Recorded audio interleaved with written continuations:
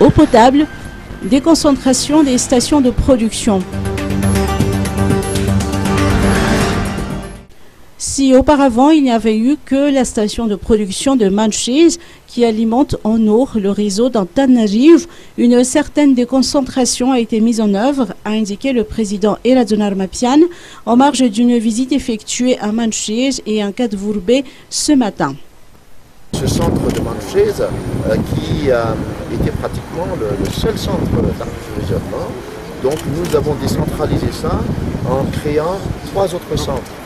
Dans le nord, j'allais dire dans le nord-est, en dehors d'Antananarivo, dans la Varadjan, Bantfutsi, près de Saint-Vincent, à peu près de 2400 m3 au jour. Le second, c'est un peu à l'ouest, à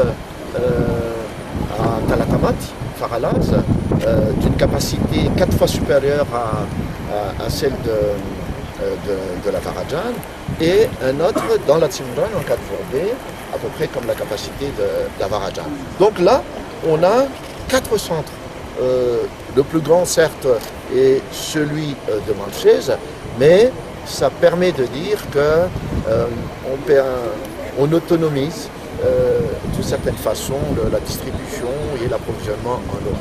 C'est pour vous dire qu'on est vraiment dans de grands projets, dans de grands travaux, quand il s'agit de l'eau, tout en maintenant, bien évidemment, tout ce qui est question de normes.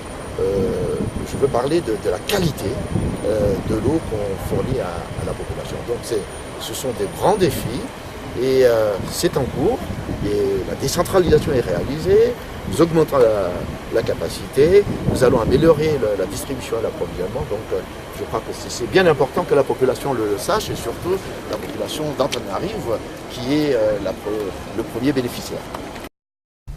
La station de production d'eau potable de la zone sud d'Antananarivo, captée à partir de la rivière Sissogne, permet d'améliorer la qualité de service des zones desservies par le réservoir Diavlou et d'améliorer l'accès à l'eau potable de la population de la zone sud d'Antananarivo pour lutter contre les maladies d'origine hydrique.